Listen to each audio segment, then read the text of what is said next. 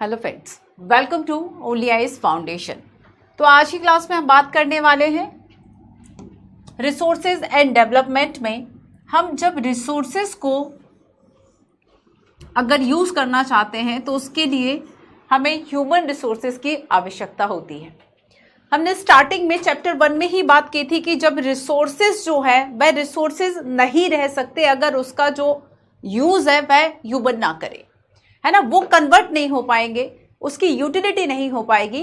इसलिए आज हम बात करेंगे ह्यूमन रिसोर्सेज, है ना, किस तरीके से जो भी हमें नेचुरल रिसोर्सेज हैं, है ना, वो हमारे लिए यूजफुल हो पाते हैं, उसकी यूटिलिटी हो पाती है बिकॉज ऑफ ह्यूमन रिसोर्सेज है। और यहाँ पर हम देखेंगे कि रिसोर्सेज को यूटिलाइज करने के लिए ह्यूमन की जरूरत होती है और ह्यूमन रिसोर्सेज खुद भी एक रिसोर्स है, सबसे बड़ा रिसोर्स है इवन। सो फैक्टर अफेक्टिंग डिस्ट्रीब्यूशन, पॉपुलेशन की बात करेंगे ह्यूमन रिसोर्सेज में, देखेंगे कि ऐसे कौन से फैक्टर्स हैं जो कि डिस्ट्रीब्यूशन को चेंज करेंगे। Population change, population composition, world population day आज 11 जुलाई भी है इत्तेफाक से, और आज हम वर्ल्ड पॉपुलेशन डे की भी बात करेंगे, ठीक है। और डेमोग्राफिक डिविडेंड की बात करेंगे। कुछ टॉपिक्स इसमें एक्स्ट्रा होंगे जैसे हम अपने हर क्लास में पढ़ते आए। सो रिसोर्सेज हो गया, land, soil, water, natural vegetation, agriculture, industry, human resources, ठीक है। आपके एक दो जो चैप्टर्स, एक दो टॉपिक्स बचे हुए जैसे कि कॉटन टेक्सटाइल इंडस्ट्री वाला टॉपिक बचा हुआ है, और एक और जो टॉपिक आपका बचा हुआ आई थिंक हाँ, वाइल्ड लाइफ रिसोर्सेज। कल आपकी नेक्स्ट क्लास जो है वह लाइव क्लास होगी, डाउट क्लास होगी, टेस्ट होंगे, कुछ मेंस आंसर राइटिंग करेंगे सभी चैप्टर्स से रिलेटेड, कुछ पीवाईक्यूज देखेंगे, तब हम उन दो टॉपिक्स को कवर कर लेंगे, ठीक है। अगर स्टूडेंट सुन ले तो आप कमेंट में भी लिख दीजिएगा क्योंकि काफ़ी बच्चों को लगेगा कि उनका जो टॉपिक है वह छूट गया। चलिए ह्यूमन रिसोर्सेज की हम बात करेंगे। Human resources, okay. So human resources जो आपका चैप्टर है इस पे हम बात करेंगे कि ह्यूमन रिसोर्सेज आखिर क्या है, ठीक है। डिस्ट्रीब्यूशन ऑफ पॉपुलेशन की बात करेंगे,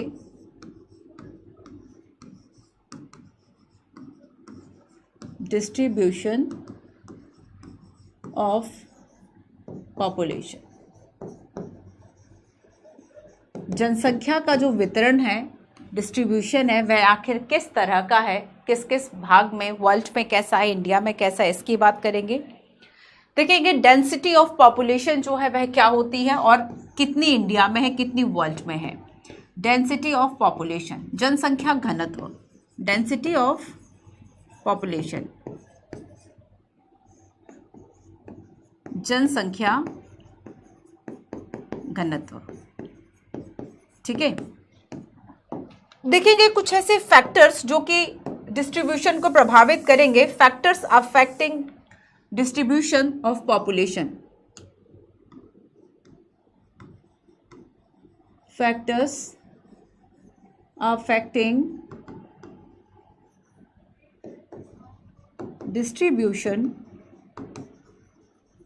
ऑफ पॉपुलेशन।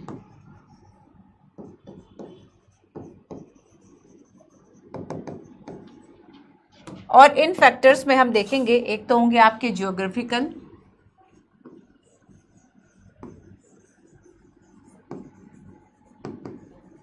ठीक है, और ज्योग्राफिकल के अलावा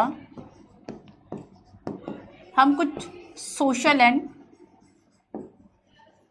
कल्चरल फैक्टर्स की भी बात करते हैं, social, economic, cultural factor. Geographical में देखो, ज्योग्राफिकल में आएगा जैसे कि किसी भी पर्टिकुलर जो प्लेस है उसकी जो टोपोग्राफी है वह कैसी है, स्थलाकृति जो है वह कैसी है, फ्लैट लैंड है, माउंटेनियस एरिया है, किस तरह का एरिया है, ठीक है, टोपोग्राफी। टोपोग्राफी के अलावा सेकंड हम इसमें देखेंगे कि वहाँ का जो क्लाइमेट है वह कैसा है, जलवायु कैसी है। थर्ड हम इसमें देखते हैं कि वहाँ का सॉइल कैसा है, सॉइल एंड वाटर, और कहाँ पर मिनरल्स हैं, कहाँ पर नहीं है, ये भी प्रभावित करेगा डिस्ट्रीब्यूशन को। तो ये इसके कुछ डिस्ट्रीब्यूशंस के फैक्टर्स हो गए। नेक्स्ट हम देखेंगे पॉपुलेशन चेंज, जनसंख्या परिवर्तन, पॉपुलेशन चेंज, इंपॉर्टेंट टॉपिक है। जनसंख्या संबंधी मुद्दे सीधे आपके मेंस में लिखा हुआ है, ध्यान रखना। जनसंख्या संबंधी मुद्दे, सेंसस 2011 को अगर हम आधार बनाएं तो उसको लेकर बहुत सारे क्वेश्चंस जो है वह यहाँ से आते हैं। कुछ क्वेश्चंस की चर्चा मैं नेक्स्ट आपकी जो रिवीजन टेस्ट क्लास होगा आपका लाइव, उसमें बात करेंगे। Pattern of population change, pattern of population change, ठीक है, पैटर्न ऑफ पॉपुलेशन चेंज और पॉपुलेशन से जुड़े हुए और भी जो तमाम मुद्दे हैं उन सब पर भी हम बात करने वाले हैं, ठीक है। वर्ल्ड माइग्रेशन रिपोर्ट की भी बात करेंगे, पॉपुलेशन कंपोजिशन की बात करेंगे जिसमें पिरामिड्स की बात करेंगे, ये भी यहाँ लिख देती हूँ, पॉपुलेशन कंपोजिशन, पॉपुलेशन कंपोजिशन, ठीक है। जनसंख्या का जो संरचना है, पॉपुलेशन कंपोजिशन, तो ये कुछ ऐसे टॉपिक्स होंगे जिससे हम पॉपुलेशन रिलेटेड जो भी हमारे टॉपिक्स हैं उसको समझने का प्रयास करेंगे। सबसे पहले हम देखेंगे डिस्ट्रीब्यूशन ऑफ पॉपुलेशन और उसके पहले भी हम बात करेंगे ह्यूमन रिसोर्सेज की। पहले ना थोड़ी सी चर्चा हो जाए ह्यूमन रिसोर्सेज की और उसके बाद एक एक करके हम इन सभी जो चीज़ें हैं, इन सभी जो टॉपिक्स हैं इसको कवर करेंगे। चलिए, फर्स्ट ह्यूमन रिसोर्सेज, फर्स्ट है ह्यूमन रिसोर्सेज। जैसे कि प्रधानमंत्री कौशल विकास योजना की हम बात करते हैं, ठीक है। कौशल विकास योजना क्यों आखिर चलाई गई, जरूरी क्या है कौशल विकास करना? एक व्यक्ति, एक कंडीशन सुनो, फॉर एग्जाम्पल मान लीजिए एक व्यक्ति जो है वो बहुत बीमार है, दूसरा व्यक्ति जो है वो हेल्थी भी है प्लस एजुकेटेड भी है, ठीक है। ज्यादा बेटर वर्क कौन कर पाएगा? वो व्यक्ति जिसके पास हेल्थ है, एजुकेशन है, या फिर वो जिसके पास ये दोनों चीजें नहीं है। ये ए पर्सन हो गया, ये बी पर्सन हो गया जिसके पास ये दोनों चीजें नहीं है। तो डेफिनेटली एक स्वस्थ और शिक्षित जो ह्यूमन है वही एक रिसोर्सेज में तब्दील हो सकता है, वही रिसोर्स बन सकता है, ठीक है। तो यहां पर आपको याद रखना है कि अगर गवर्नमेंट जो है, सरकार के द्वारा अगर प्रधानमंत्री कौशल विकास योजना जो है PKVY, ठीक है, इसको स्टार्ट किया गया था 2015 में। और बेसिकली जब हम बात करेंगे कि भारत जो है युवाओं का देश है, देखेंगे कि युवाओं का देश कैसे है, पिरामिड की भी बात करेंगे, बड़ा इंटरेस्टिंग सा टॉपिक है।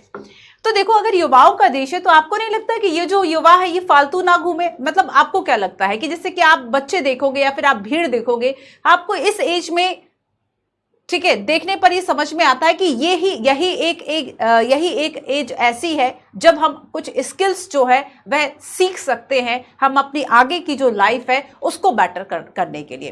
तो बेटरमेंट के लिए एजुकेशन, हेल्थ, ये सारी चीजें बहुत जरूरी है। गवर्नमेंट जो है वह स्किल योजना क्यों चला रही है कि छोटे छोटे से स्किल्स जो है वह लोगों को सिखाए जाए, यूथ को सिखाया जाए, ताकि हमारा जो यूथ है वह बर्बाद ना हो, उसका यूज हो जाए। अगर अब कहें भारत युवाओं का देश है लेकिन वो युवा किसी काम का नहीं है, वो अपना 2 GB डेटा खत्म करने में लगा है रील्स स्क्रॉल करके, तब आपको लग रहा है कि उसका बहुत ज्यादा कोई फ्यूचर जो है बहुत ब्राइट होने वाला है? या फिर ऐसा होगा कि वह किसी पर डिपेंडेंट होगा? हालांकि वो उसकी आयु नहीं है डिपेंडेंसी की, कार्यशील जनसंख्या में युवा आ रहा है, वर्किंग जो पॉपुलेशन है उसमें युवा आ रहा है। यूपीएससी ने क्वेश्चन पूछा कि वर्किंग पॉपुलेशन का एज ग्रुप क्या होगा, 15 से लेके 59। कहीं कहीं ये एज ग्रुप आपको डिफरेंट मिल सकता है, कहीं 18 से लेके 60 लिखा हो सकता है। एनसीईआरटी के अकॉर्डिंगली अगर मैं आपको बताऊं तो आप 15 से लेके 59, 15 से लेके 59 वर्ष की जो आयु है उसको वर्किंग पॉपुलेशन माना जाता है, क्योंकि ये वर्क करने में सक्षम है, कार्य करने में सक्षम है। गवर्नमेंट के द्वारा जो भी आप देखेंगे ज्यादातर सरकारी नौकरियों की जो रिटायरमेंट की उम्र है वह 60 साल है, किसी की 62-65 है, वो बात की विषय है, एक जनरली आयु की बात हो रही है। अगर हमने इस कार्यशील जनसंख्या, अगर हम इस यूथ का ही जो यूज है वह नहीं कर पाए, क्या ह्यूमन रिसोर्सेज, क्या ही लाभ ले लेंगे आप इस जनसंख्या का? फिर ठीक वही है कि जैसे कि हम अपने घरों में देखते हैं कि यूथ है लेकिन बस काम कुछ नहीं करना, ना पढ़ाई लिखाई करनी, ना फ्यूचर बनाना, कुछ नहीं करना, पड़े रहना है। आपको लग रहा है कि ऐसों से देश का विकास होगा? क्या मतलब है ऐसे युवा होने का? तो यहां पर हम देखेंगे कि 2015 में कौशल विकास योजना जो है वह चलाई गई ताकि यूथ जो है उसको ट्रेनिंग दी जा सके। और बेसिकली इसका इनकरेज था, इसका जो इंपॉर्टेंस था, एम था, ऑब्जेक्टिव था, वह ये था कि encourage aptitude towards employable skill by giving quality training to probable and exciting wage earners. तो यहां पर इसका उद्देश्य ये था कि जो हम एक लर्निंग एटीट्यूड है, जो कुछ स्किल्स है वह हम सिखा सके, है ना, उसके जो स्किल्स डेवलपमेंट है वो कर सके, कुछ प्रशिक्षण का काम कर सके, तो ये बेसिकली स्किल था। अब देखो human resources, people are nation's greatest resources. Human resources की जब हम बात करेंगे, ह्यूमन रिसोर्सेस की जब हम बात करेंगे, पीपल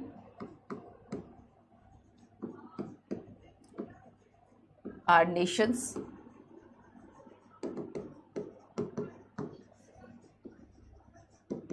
ग्रेटेस्ट रिसोर्सेस। किसी भी देश के लिए, किसी भी राष्ट्र के लिए उसके जो लोग हैं वही उसकी संपत्ति होते हैं। आप अगर इकोनॉमी पढ़ते हैं, इकोनॉमी के एनसीईआरटी में एक चैप्टर का ही आप देखेंगे कि चैप्टर स्टार्ट होगा जनसंख्या वालों, उसमें लिखा है किसी भी राष्ट्र की संपत्ति वहां के लोग हैं। और यूपीएससी ने इस लाइन को सीधा उठा के ऐसे में लिख दिया था, ऐसे राइटिंग लिखो आप इस लाइन पे, तो अब आपको बस यही सारी चीजें लिखनी थी। आप जोड़ कितना पाते हैं उस सब्जेक्ट से, कितना प्रॉपर तरीके से सोच पाते हैं, ये बहुत इंपॉर्टेंट है ना। तो यहाँ पर किसी भी राष्ट्र के लिए बहुत एक संपत्ति अगर हम कहें, रिसोर्सेज हम कहें, तो ह्यूमन रिसोर्सेज हैं। अगर हम नेचर्स बाउंड्री की बात करें, है ना, कि जो प्रकृति की देन है, नेचर ने जो कुछ भी हमें दिया है, तो हम इसको यूज कैसे कर पाएंगे जब हमें आवश्यकता होगी, लेकिन इसके साथ साथ हम इसको जब चेंज कर पाएंगे, हम इसका जो स्वरूप है वह बदल पाएंगे, तभी तो जो भी रिसोर्स, जो भी चीजें हमें मिली हैं, हम उसको रिसोर्सेज में कन्वर्ट कर पाएंगे।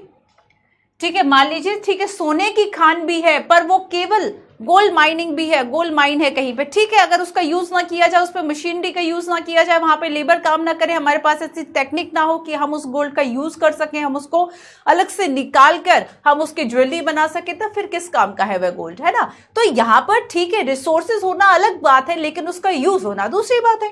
तो यहाँ पर हम देखेंगे कि नेचर ने हमें जो कुछ भी दिया है, जो भी नेचर्स बाउंड्री है, जो भी नेचर्स देन है, प्रकृति की देन है, उसका हम यूज तभी कर पाते हैं जब यहां पर रिसोर्सेस को कन्वर्ट करेगा ह्यूमन, और ह्यूमन खुद भी एक रिसोर्स है।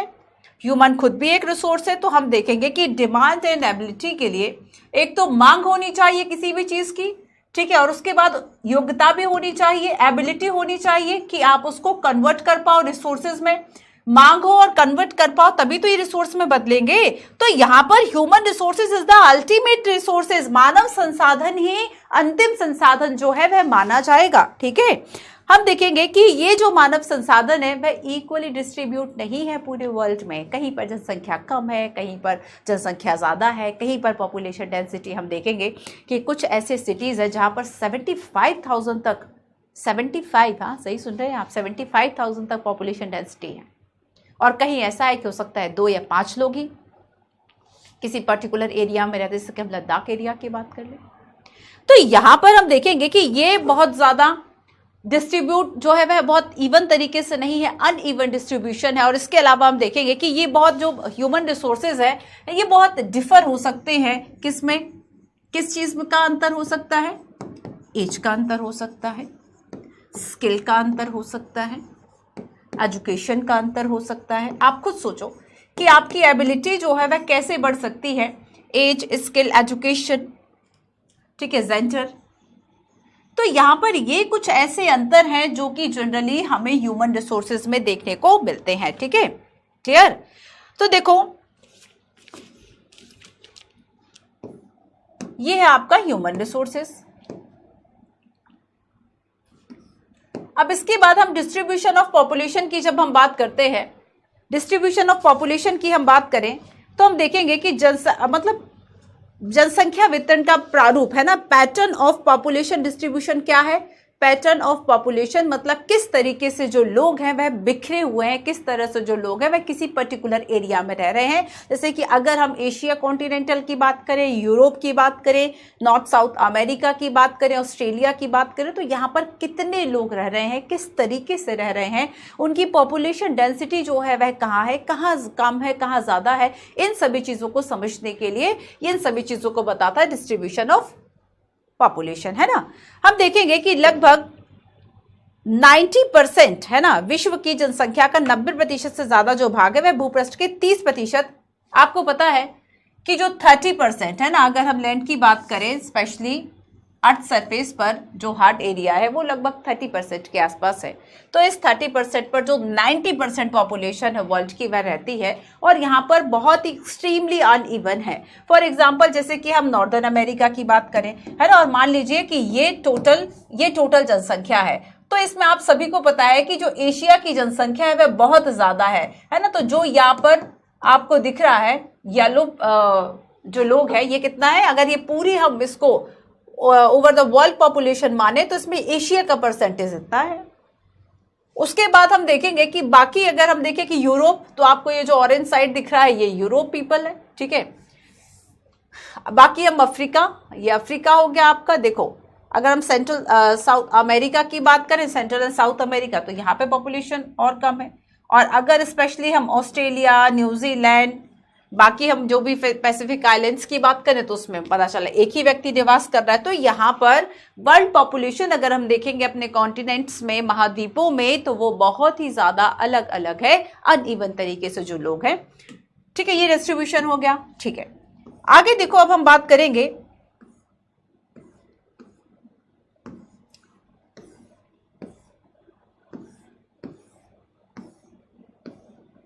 पॉपुलेशन डेंसिटी की बात करते हैं, ठीक है। चलिए देखो, जब हम पॉपुलेशन डेंसिटी की बात करेंगे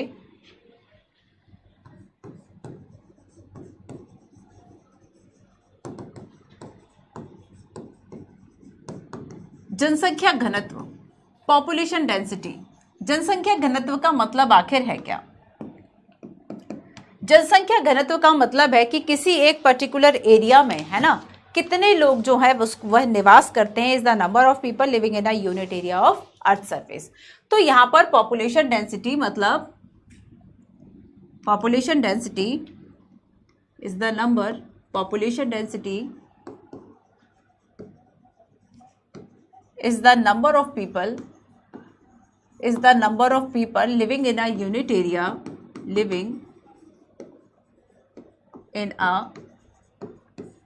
unit area of the earth surface, of the earth surface, ठीक है।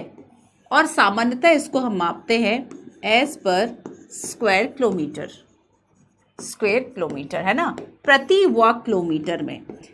प्रति तो क्या है ये जनसंख्या घनत्व की प्रति वर्ग किलोमीटर में कितने लोग जो है वह रहते हैं, ठीक है, कितने आदमी थे प्रति वर्ग किलोमीटर में, वही पॉपुलेशन डेंसिटी कही जाती है, जनसंख्या घनत्व इसको हम कहते हैं। तो जनसंख्या घनत्व मतलब किसी एक जगह पर कितने जो लोग हैं वह रहते हैं किसी पर्टिकुलर एरिया में, और सामान्यतः हम इसको कैसे मापते हैं, पर स्क्वायर किलोमीटर में देखते हैं कि कितने लोग यहाँ पर रह रहे हैं। जैसे कि हम देखें कि अरुणाचल प्रदेश में हो सकता है पॉपुलेशन डेंसिटी जो है वह 2 या 3 व्यक्तियों की हो, मतलब पर स्क्वायर किलोमीटर में 2 व्यक्ति रहते हों।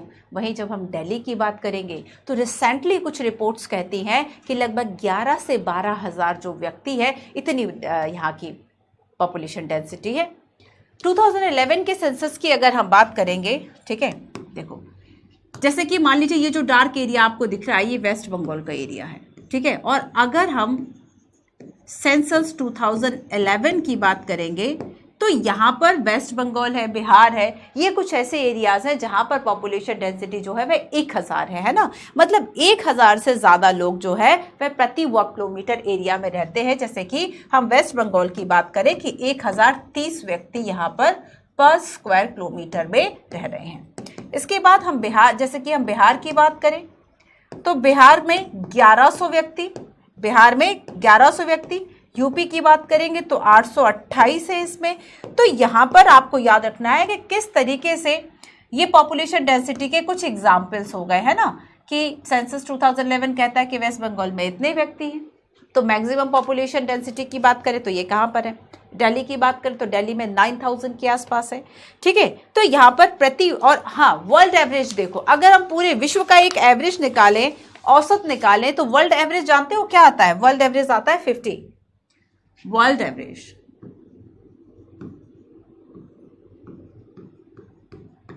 विश्व का जो औसत है ना वो 51 है कि लगभग 50 व्यक्ति औसत रूप से किसी पर स्क्वायर किलोमीटर में रहते हैं। ये विश्व का औसत हो गया पॉपुलेशन डेंसिटी। ठीक है, चलो थोड़ा सा डेमोग्राफिक डिविडेंड्स को समझते हैं। डेमोग्राफिक डिविडेंड्स को पहले समझते हैं, उसके बाद आगे चीजें। डेमोग्राफिक डिविडेंड्स का मतलब आखिर होता क्या है? जनसांख्यिकी लाभांश। डेमोग्राफिक डिविडेंड्स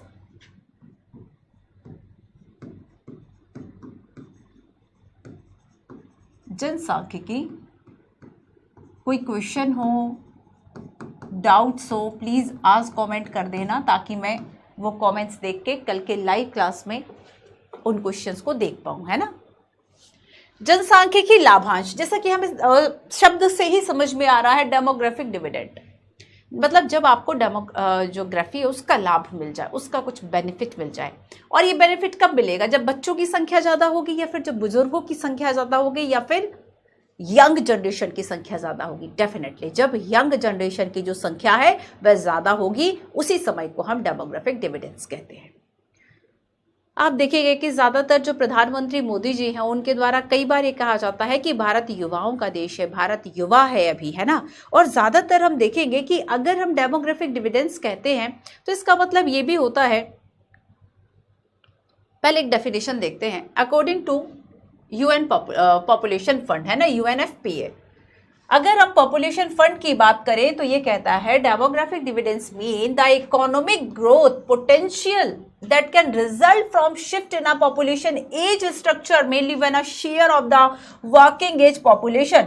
तो 15 से लेके 64 यूएनएफपीए क्या कह रहा है कि जो वर्किंग एज पॉपुलेशन है ना ये बहुत ज्यादा है हमारे पास। हिंदी में अगर हम कहें कार्यशील जनसंख्या, तो जब कार्यशील जनसंख्या के अनुपात जो है वर्किंग पॉपुलेशन जो है, कार्यशील जनसंख्या जो है, इसका जो अनुपात है ये कैसा है? ये ज्यादा है। ठीक है, तो याद रखना कि हम यहाँ पर बच्चों या शिशुओं की बात नहीं कर रहे हैं, तो यहाँ पर कार्यशील जो जनसंख्या है या जो युवा है ये जनसंख्या ज्यादा है। अगर हम एक एवरेज आयु निकालें तो भारत की एक एवरेज आयु जो है वह औसतन 28 साल है, 28 ईयर।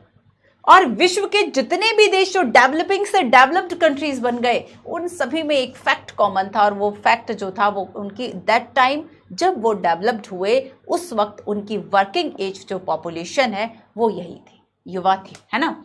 तो हम देखेंगे कि ये जो स्ट्रक्चर है, ठीक है, नॉन वर्किंग एज, जैसे नॉन वर्किंग एज हम कहें कि 14 साल से कम है, ठीक है, अब 14 ईयर से कम है तो ये बच्चा क्या काम करेगा, क्या अपना इकोनॉमी में योगदान देगा। ठीक है, तो 14 ईयर। और अगर हम 65 प्लस की बात करें तो 65 प्लस जो एज, भले यहाँ पर जो लोग हैं वह काम कर रहे हैं, ऐसा नहीं है कि नहीं कर रहे होते हैं, लेकिन उसके बाद भी हम देखेंगे कि टेक्निकली अगर हम इस डेफिनेशन के अकॉर्डिंगली देखें तो 14 ईयर से कम और 65 ईयर से ज्यादा, उसको हम वर्किंग में शामिल नहीं कर रहे हैं। तो इसका मतलब क्या है कि डिपेंडेंसी में आ जाती है ये जनसंख्या, बच्चे हो या फिर बुजुर्ग हो, ये डिपेंडेंसी निर्भर वाला हो जाता है ना। तो यहाँ पर यंगर जो है वह ज्यादा है, यंगर जो वर्किंग एज है वो स्ट्रक्चर ज्यादा आपको मिलेगा किसी भी पॉपुलेशन में, उसी का जो बेनिफिट है वह मिलता है, यही यूएनएफपीए कहता है। अभी क्वेश्चन मैं आपसे पूछती हूँ, what are bottlenecks in reaping the demographic dividends. आखिर बॉटलनेक्स जो है वह क्या है? ठीक है, अगर हम डेमोग्राफिक डिविडेंड्स का अगर हम फायदा नहीं उठा पाएंगे उसके पीछे क्या कारण हो सकते हैं? Concern regarding labour force. आपको पता है कि लेबर फोर्स का जब हम कंसर्न देखते हैं, और एटलीस्ट जब हम वुमेन पार्टिसिपेशन की बात करेंगे फ्रेंड्स, तो याद रखना कि वर्क फोर्स में, टोटल वर्क फोर्स में वुमेन परसेंटेज लगभग 1/4 है, 25% ही जो फीमेल है वह इसमें शामिल होती है। बाकी 75% क्या कर रही है? बाकी 75% अगर हम देखेंगे तो यहाँ पर हम देखेंगे कि एक जो लेबर फोर्स का एक पार्टिसिपेशन जो है वो बड़ा अनइवन सा है। The quality of educational attainment is not up to the mark. अगर हम देखो एजुकेशन की बात करते हैं, लेकिन एजुकेशन ऐसी है जो कि हमें कुछ सिखा नहीं रही है, एजुकेशन ऐसी है जिससे कि हम सीख नहीं रहे, हमारी स्किल्स नहीं बढ़ रही है, केवल हमने डिग्री लेके रख ली लेकिन हमारे अंदर कोई कौशल नहीं आ पाया। तब इस तरह की एजुकेशन, हम अपने एजुकेशन सिस्टम पे बहुत बड़ा क्वेश्चन मार्क है कि इस एजुकेशन के बाद भी अगर हम बेरोजगार हैं, हम कुछ कर नहीं पा रहे, तो क्या वास्तव में वह शिक्षा थी? क्या सच में हम एजुकेटेड हुए थे? ये बहुत बड़ा प्रश्न चिन्ह है। कुछ रिसर्च डॉक्यूमेंट्स कहते हैं वर्ल्ड लेवल पर कि चाइना की यूनिवर्सिटीज़ जो हैं वह अभी रिसर्च और इन सब में बहुत ज़्यादा आगे हैं। लगभग साल भर में 26 से ज़्यादा वहाँ पर रिसर्च जर्नल पब्लिश होते हैं। शायद ये जो संख्या है वह भारत में आई थिंक 10,000 के आसपास होगी। अमेरिका की संख्या देखें तो काफ़ी ज़्यादा है, लेकिन अभी अगर हम देखें कि थोड़ा सा जो इमर्जिंग जो इस तरह की यूनिवर्सिटीज़ हैं जो रिसर्च और इन सब में काफ़ी आगे जा रही हैं, टॉप पर है, उसमें से चाइना की यूनिवर्सिटीज़ काफ़ी आगे हैं। ठीक है, तो यहाँ पर देखो कि इंडिया में रिसर्च की कमी है, क्वालिटी एजुकेशन की कमी है, तो ये एक डेमोग्राफिक डिविडेंड के लिए एक बॉटलनेक का काम करता है। Quality of education, workforce, lack of basic skill required for the modernise job market, है ना। तो हमारे पास ऐसी स्किल्स नहीं, जैसे अभी इंफॉर्मेशन टेक्नोलॉजी है, रोबोटिक्स है, और भी इस तरह की जो इमर्जिंग टेक्नोलॉजीज है, इनोवेशंस है, न्यू आइडियाज़ हैं, इन सभी में काफ़ी अभी पोटेंशियल हमें दिखाई देता है। जैसे कि लास्ट क्लास में भी हमने डिस्कस किया था, लास्ट क्लास में जब हम रिसोर्सेज और इंडस्ट्रीज़ की बात कर रहे थे कि अगर हम बात करें 2023 में कौन सी ऐसी इंडस्ट्रीज है जो ज़्यादा ग्रो करेंगी, उसमें से था जैसे कि हम digital marketing, social media, engineering, advance robotics, इन सब की बात करें। और अगर आपके पास स्किल नहीं है, आपने सीखा ही नहीं है, आपने अपनी स्किल डेवलपमेंट नहीं किया, तब आपको कैसे जॉब मिलेगा। तो मॉडर्नाइजेशन जो जॉब्स है उसके अकॉर्डिंगली आपकी स्किल नहीं है। मान लीजिए एक अनपढ़ व्यक्ति है, वह अपने लिए स्किल ढूंढेगा इस एज में, और यहाँ पर काम तो मिल रहा है बट वो लैपटॉप से रिलेटेड है, वह डिजिटल रिलेटेड, अगर आप एजुकेटेड हो या कंप्यूटर चलाना था तभी आप वो काम कर सकते हो। अब आ गया ना बैरियर आपकी एजुकेशन की वजह से। तो यहाँ पर ये क्या है कि हम प्रॉपर अगर स्किल नहीं है, वर्कफोर्स जो है वह स्किल नहीं है, तब कैसे काम होगा। Sex ratio still disappointing. अभी भी अगर हम सेक्स रेशियो की बात करें तो आप सेंसस को उठा के देख लो, हर वक्त पुरुषों का जो रेशियो है वह ज़्यादा है और महिलाओं का कम है ना। तो यहाँ पर ये मेल डोमिनेटिंग जो आपको रेशियो दिखाई देता है वो एक बड़ा डिसअपॉइंटिंग सा है, और ये डेमोग्राफिक डिविडेंड के में एक बॉटलनेक है। हंगर, डेफिनेटली देखो, हंगर या फिर अनएजुकेटेड, इस तरह के लोगों की अगर हम बात करें, क्या ये हमें लाभ दे सकते। एक भूखा व्यक्ति कितना काम कर लेगा, कब तक काम कर लेगा। तो जो गरीबी है, हंगर है, जो पॉवर्टी है, और भी इस तरह के कई जो भी आप देखते हैं कि वर्कफोर्स या फिर बाकी जो जनसंख्या है, पॉपुलेशन, उसको काम करने से रोकती है, उसके स्किल के आड़े आती है, वो सभी इसके बॉटलनेक्स होंगे। सो आंसर क्या होगा, डेमोग्राफिक डिविडेंड। तो हमने देखा, अच्छा डेमोग्राफिक डिविडेंड जो है वह ज़रूरी क्यों है। इसका एक पॉजिटिव पक्ष हम देख लें, इसके फायदे देख लें। आपने देख लिया कि हम इसका फायदा क्यों नहीं उठा पा रहे। ठीक है, तो अगर हम देखें कि इकोनॉमिक ग्रोथ के लिए बहुत सही हो सकता है ये जो समय है, इकोनॉमिक ग्रोथ, आर्थिक विकास के लिए बेटर इकोनॉमिक ग्रोथ होगी। ठीक है, बेटर इकोनॉमिक ग्रोथ क्यों, क्योंकि हायर वर्किंग पॉपुलेशन होगी, हायर वर्किंग पॉपुलेशन है, एंड लोअर डिपेंडेंट पॉपुलेशन, जो निर्भर जनसंख्या मतलब 14 वर्ष से कम और 60 या 65 प्लस है ना। तो जो डिपेंडेंट पॉपुलेशन है ये कम होगी, और वर्किंग पॉपुलेशन अगर ज़्यादा है तो डेफिनेटली इकोनॉमिक जो ग्रोथ है उससे आसानी होगी। और India has one of the youngest population. अगर हम वर्ल्ड की बात करें तो इंडिया की जो एवरेज एज है ना, जानते हो कितनी है, 28। एवरेज एज इंडिया की कितनी है, 28 है। जहाँ पर हम चाइना एंड यूएस की बात करेंगे, चाइना एंड यूएस की बात करेंगे तो इसकी एवरेज एज जो है वह 37 ईयर है, 37 ईयर है। इसके अलावा अगर हम वेस्टर्न यूरोप की बात करें, वेस्टर्न यूरोप की एज जानते हो कितना है, आई थिंक 45। और जापान की जो एज है, एवरेज एज ये है 49, है ना। तो यहाँ पर ये आंकड़े ये बताते हैं कि इंडिया की जो पॉपुलेशन है वह यंग है, वर्किंग है, और इसलिए हमें इसका लाभ मिलेगा, हम एक डेवलप्ड कंट्रीज में बदल सकते हैं। आगे कुछ और पॉइंट्स है फ्रेंड्स, जैसे कि हम अगर डेमोग्राफिक डिविडेंड्स की बात करें, है ना, हम इसे बढ़ा कैसे सकते हैं, ठीक है, हम इसका बेनिफिट जो है वह कैसे ले सकते हैं। यहाँ पे तो हमने बॉटलनेक्स देखे, पॉजिटिव एस्पेक्ट्स में हमने देखा कि इकोनॉमिक ग्रोथ जो है वह होगी। इसके अलावा हमें और क्या करना चाहिए कि हम इसका जो बेनिफिट है, जो फायदा है वह उठा सके। नंबर 1, इन्वेस्ट करें। फर्स्ट है, बहुत अच्छा क्वेश्चन आपका प्रिपेयर हो गया। देखो, investment, social financial and health care support system अगर आप चाहते हैं कि जो जनसंख्या है वह एजुकेशन उसको मिले, एक अच्छा माहौल मिले, तभी वह आगे बढ़ सकता है। उसका जो स्टैंडर्ड ऑफ लिविंग की अगर हम बात करें वो आगे बढ़े, तो यहाँ पर ज़रूरत किस चीज़ की है कि गवर्नमेंट जो है वह इन्वेस्टमेंट करे कि कैसे आखिर जो सोशल एक स्ट्रक्चर है उसको ठीक किया जाए, जो financial health care support system है वह ठीक किया जाए। तो पहली बात तो ये हो गई। दूसरा है ह्यूमन कैपिटल इन्वेस्टमेंट। वह बेसिकली देखो, एजुकेशन में या हेल्थ में गवर्नमेंट जब अपने बजट में एजुकेशन के लिए और हेल्थ केयर फैसिलिटीज़ के लिए जब बजट बढ़ाती है, पैसा बढ़ाती है, इसका मतलब ये है कि हमें ह्यूमन रिसोर्सेज जो है उसका डेवलपमेंट करना है। तो हमें इस तरह का जो काम है वह करना चाहिए। Improving the sustainability of social security. तो देखो, जो सामाजिक सुरक्षा है, अगर हम सोशल सिक्योरिटी की बात करें, सामाजिक सुरक्षा, इसको इंप्रूव करने की जरूरत है, ठीक है। बेटर जो लिविंग स्टैंडर्ड है, better effort for better living standard, जीवन स्तर में सुधार की जरूरत है। जिन लोगों के पास बेसिक मिनिमम जो नीड्स हैं वही अगर उनकी पूरी नहीं हो रही है, अगर उनके पास रहने के लिए घर नहीं है, सुरक्षित आवास नहीं है, तब जाके वो किस तरीके से आगे बढ़ेंगे। तो यहाँ पर लिविंग स्टैंडर्ड जो है वह पहले से ठीक किए जा सके, इस पे काम किया जाए, ये बहुत ज़रूरी होता है। लोगों की स्किलिंग कराना है ना, लोगों में इस तरह की, जैसे कि हमने प्रधानमंत्री कौशल विकास योजना की बात की, तो इस तरह की योजनाएं क्या करती है, लोगों को स्किल्ड बनाती हैं। ब्रिजिंग जेंडर गैप इन वर्कफोर्स। देखो, जो जेंडर गैप दिखता है, ब्रिजिंग जेंडर गैप, और ये जेंडर गैप कैसा है कि मान लीजिए पुरुष जो है वह वर्क फोर्स में 75% है, तो वुमेन्स जो है वह 25% है, 30% है। तो यहाँ पर ये जो वर्क फोर्स हम देखते हैं, इसमें इसको बेसिकली कम करना, इसकी ब्रिजिंग करना। So bridging gender gap in work force. Child care benefits जो है वह बढ़ाए जाएं। आज के जो बच्चे हैं, चाइल्ड केयर, ठीक है,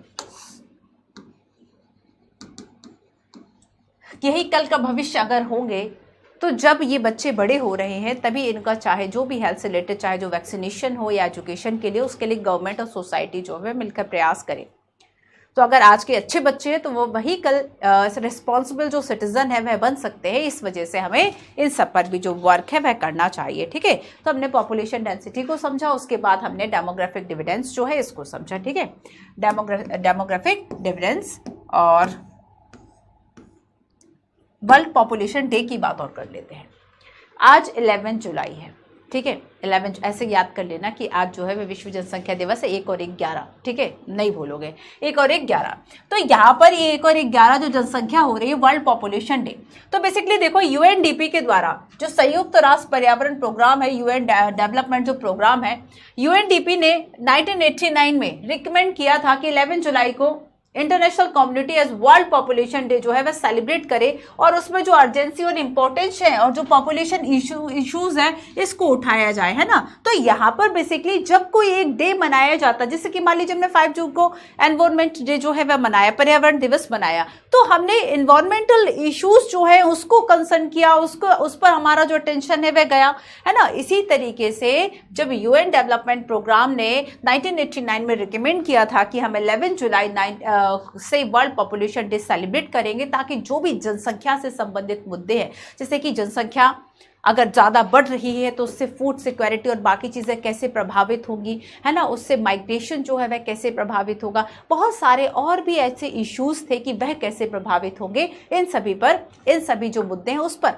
अटेंशन एक हो सके, इसके लिए पॉपुलेशन डे मनाया जाता है। UND was inspired by the public interest and awareness that was created by 5 billion day on 11 जुलाई 1987। तो देखो 1989 में जो भी रिकमेंड किया, और बेसिकली हुआ क्या था कि हमने 11 जुलाई ही क्यों चूज किया, क्योंकि इस दिन विश्व की जनसंख्या 5 बिलियन हो गई थी 1987 11 जुलाई को, और इसके लिए हमने इस दिन को चुना। वर्ल्ड पॉपुलेशन डे हम यहां पर मनाएंगे क्योंकि 5 बिलियन जो है वह विश्व की जनसंख्या हो गई थी। तो अभी प्रेजेंट में जनसंख्या के आंकड़े क्या कहते हैं वो सारी चीजें भी थोड़ा सा देखते रहना, ठीक है। चलिए, और 2023 की कमेंट करके बताना कि 2023 जो वर्ल्ड पॉपुलेशन डे आज सेलिब्रेट किया जा रहा है, इसकी थीम क्या है, और इंडिया ने अगर इसमें कोई नया आइडिया दिया है तो वह क्या होगा, ठीक है। चलिए, नेक्स्ट हम देखेंगे फैक्टर्स अफेक्टिंग डिस्ट्रीब्यूशन, है ना। आखिर ऐसे कौन से फैक्टर्स हैं जो कि जनसंख्या को के वितरण को प्रभावित करेंगे। तो हम देखते हैं कि इसमें दो फैक्टर्स जो है वह ज्यादा इंपॉर्टेंट है। फर्स्ट जो फैक्टर है वह है आपका ज्योग्राफिकल,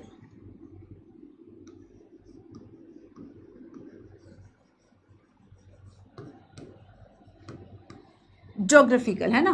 दूसरा तो बहुत छोटा सा है जिसमें कि हम सोशल, कल्चरल, ठीक है, social, cultural and economic factor. Geographical या भौगोलिक कारण में देखो क्या क्या हो सकता है कि जिससे जनसंख्या प्रभावित होगी। सबसे पहला टोपोग्राफी, स्थलाकृति। ज्यादातर हम देखेंगे कि लोग अवॉइड करेंगे माउंटेनियस एरिया को, हिल एरिया को। हिमालय में जनसंख्या ज्यादा है, या फिर गैंगटिक अगर हम प्लेन की बात करें तो वहां जनसंख्या ज्यादा है। गंगा के मैदानों में पॉपुलेशन, स्पेशली देखो गंगा का मैदान वाला जो पार्ट है आपका यूपी, बिहार, पश्चिम बंगाल, और यहाँ की जो पॉपुलेशन डेंसिटी है, अगर हम ये देखें कि इंडिया की 5 अगर हमें टॉप स्टेट बताने हो जिनका पॉपुलेशन डेंसिटी ज़्यादा है, इन 3 स्टेट, ये 3 स्टेट उसमें शामिल होंगे। तो यहाँ पर देखो स्टेट के अकॉर्डिंगली भी अगर हम देखें तो टोपोग्राफी जो है, स्थलाकृति बहुत ज़्यादा इस चीज़ को प्रभावित करेगी कि वहाँ की जनसंख्या कैसी होगी। जैसे कि अगर हम आल्प्स पर्वत की बात करें, एंडीज पर्वतमाला की बात करें, तो यहाँ पर लोग रहने नहीं जाएंगे। लोग रहने जाएंगे जहाँ पर चीज़ें ठीक होंगी, दशाएं ठीक होगी, टोपोग्राफी ठीक ठाक होगी, ताकि वह डेवलपमेंट कर सके, इसलिए यहाँ पर ट्रांसपोर्ट और बाकी चीज़ें जो है वह कर सके। सो यहाँ पर प्रेफर टू लिव प्लेन, है ना। एंड जैसे हम गैंगटिक प्लेन की बात करें तो वहाँ पे जो गंगा प्लेन है वहाँ पर लोग ज़्यादा रहेंगे बजाय माउंटेनियस एरिया के। सेकेंड हम इसमें बात करें क्लाइमेट, ठीक है, क्लाइमेट, जलवायु। अच्छा, क्लाइमेट इसका रीजन है या नहीं है। जैसे कि आप बहुत पोलर एरिया में रहना पसंद करेंगे कि एकदम ध्रुवीय क्षेत्र, बस बर्फ जमी हुई है, कुछ भी नहीं है, पोलर एरिया में रहना पसंद करोगे क्या? नहीं करेंगे। या फिर अगर आपसे ये कहा गया कि किसी डेजर्ट में रह लो, सहारा डेजर्ट या थर में, तब आप नहीं जाओगे। या फिर अगर हम सहारा डेजर्ट की बात करें तो अगर यहाँ पर आप देखोगे कि टू कोल्ड और हॉट है तो फिर आप इस जगह से बचोगे, यहाँ नहीं रहोगे, ऐसे क्लाइमेट को चूज करोगे जहां हम इजिली सरवाइव कर पाए, है ना। तो क्लाइमेट एक बड़ा ही हम अवॉइड करेंगे एक्सट्रीम क्लाइमेट्स को।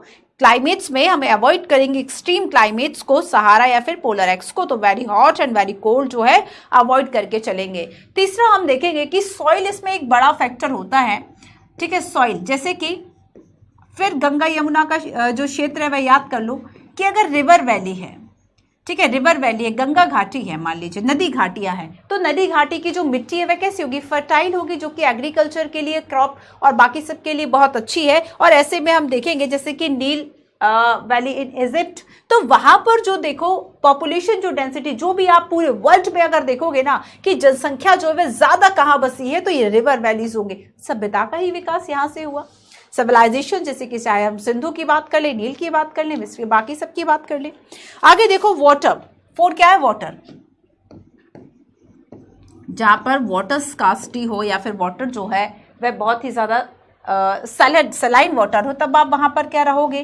तो कोशिश क्या की जाती है कि जहां पर फ्रेश वाटर रिसोर्सेज हैं वहां पर रहने का प्रयास किया जाए। इसलिए रिवर वैली के आसपास भी जो लोग हैं वह इस वजह से रहते हैं कि वाटर अवेलेबिलिटी यहाँ पर होती है, ठीक है। फिर हम बात करें मिनरल्स की, तो जहां पर खनिज संसाधन ज्यादा होते हैं, मिनरल्स जो है वह ज्यादा होते हैं। जैसे कि हम दक्षिण अफ्रीका की अगर हम बात करें, साउथ अफ्रीका की साउथ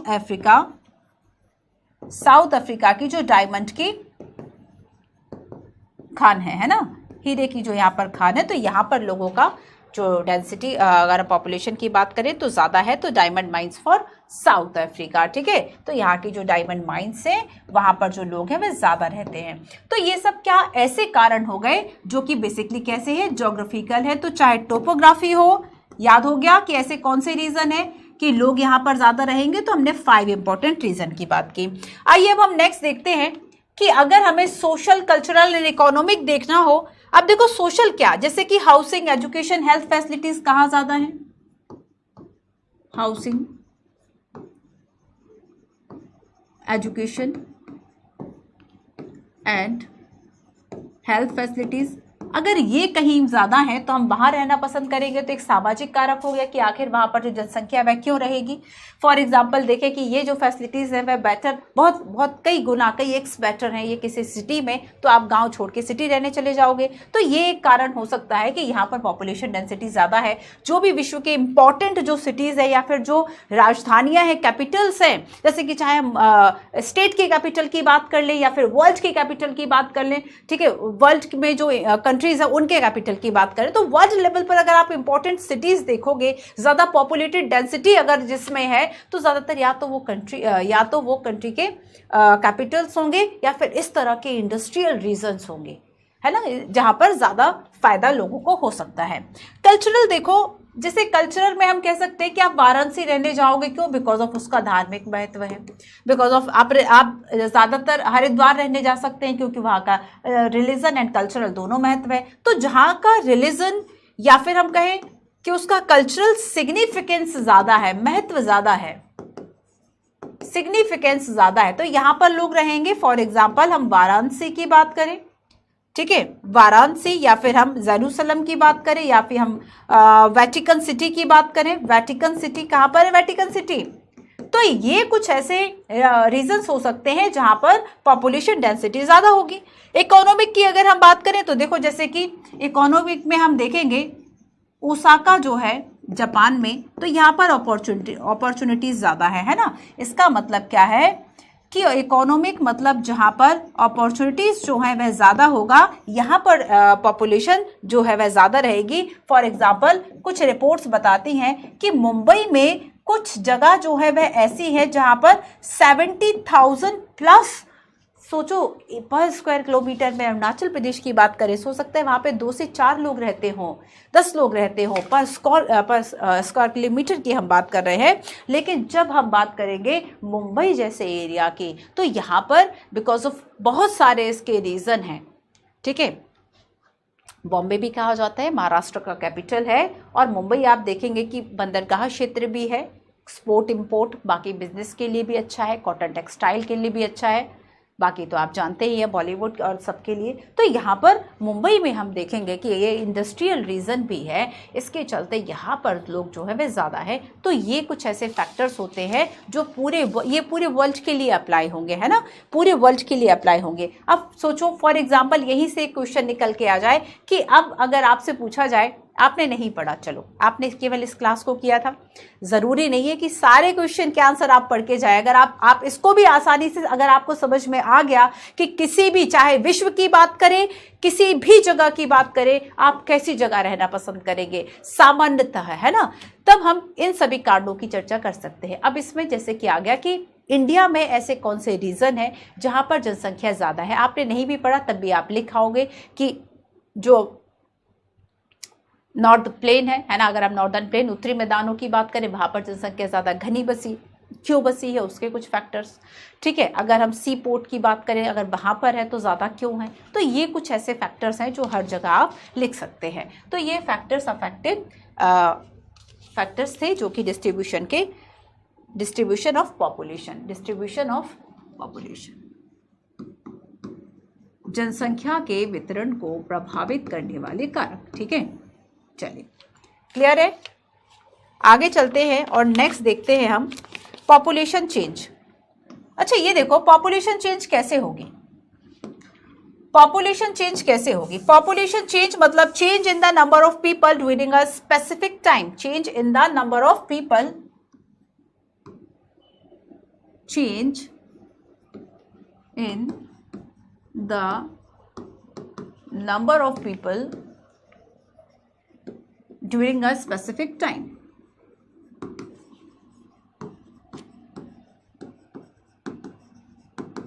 देखो, किसी समय में वहां की जो जनसंख्या है या लोगों की संख्या में परिवर्तन आ जाना, वही पॉपुलेशन चेंज कहलाएगा। पॉपुलेशन चेंज कई कारणों से हो सकता है। कोविड में तो डेथ रेट इतनी बढ़ गई थी कि उससे पॉपुलेशन चेंज हुआ। अब देखो पॉपुलेशन चेंज और कैसे कैसे हो सकता है। इसके रीजन में यूपीएससी ने क्वेश्चन पूछा कि पॉपुलेशन चेंज के क्या क्या कारण हो सकते हैं। एक तो हो सकता है, देखो, बर्थ, जन्म लेना।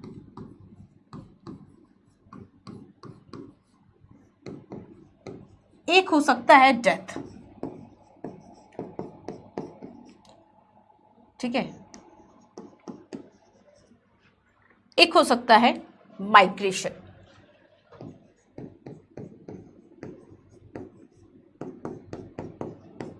प्रवास।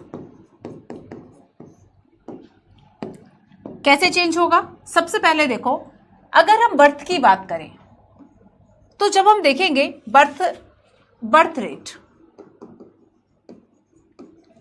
जन्म दर क्या होती है? जन्म दर मतलब number of living birth, number of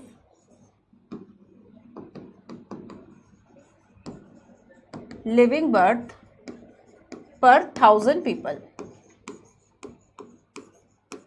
ठीक है, प्रति 1000 पर जीवित जन्म, प्रति 1000 पर जीवित जन्म।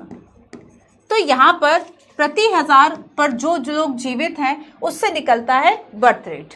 तो यहां पर बर्थ, या तो लोग ज्यादा पैदा हो जाए या तो बर्थ रेट ज्यादा हो तो पॉपुलेशन चेंज होगी, या फिर डेथ रेट जो है वह ज्यादा हो, है ना। अगर हम डेथ रेट की बात करें कि अगर डेथ रेट ज्यादा है तब क्या होगी? तब पॉपुलेशन बढ़ेगी या कम होगी? आगे हम पिरामिड्स की बात करेंगे। देखो, जब हम डेथ की बात करेंगे तो डेथ रेट को कैसे देखा जाता है? नंबर ऑफ डेथ पर 1000 पर्सन, प्रति 1000 लोगों में, प्रति 1000 पर मृत्यु दर, है ना, प्रति 1000 पर लोगों का मर जाना, ये डेथ होगा। तो यहां पर देखो, जो बर्थ है इससे पॉपुलेशन चेंज होगा, जो डेथ है इससे पॉपुलेशन चेंज होगा। एक और कारण है माइग्रेट कर जाना, किसी एक जगह से दूसरे जगह पर चले जाना, ठीक है। सामान्यतः ये 15 दिन से लेकर कई सालों तक का जो एक अवधि है, एक ड्यूरेशन है, उसको मापा जाता है। जैसे कि कोई पढ़ने के लिए आया है, आप यूपी, एमपी, बिहार, राजस्थान, कहीं से भी आप दिल्ली पढ़ने आए, माइग्रेशन ही तो है एजुकेशन के लिए कि चलो मुखर्जी नगर चलते हैं, राजेंद्र नगर चलते हैं। तो ये क्या हुआ कि ये एक तरह से माइग्रेशन हो गया, है ना, प्रवास हो गया। तो ये प्रवास क्यों हो सकता है? एजुकेशन, रोजगार।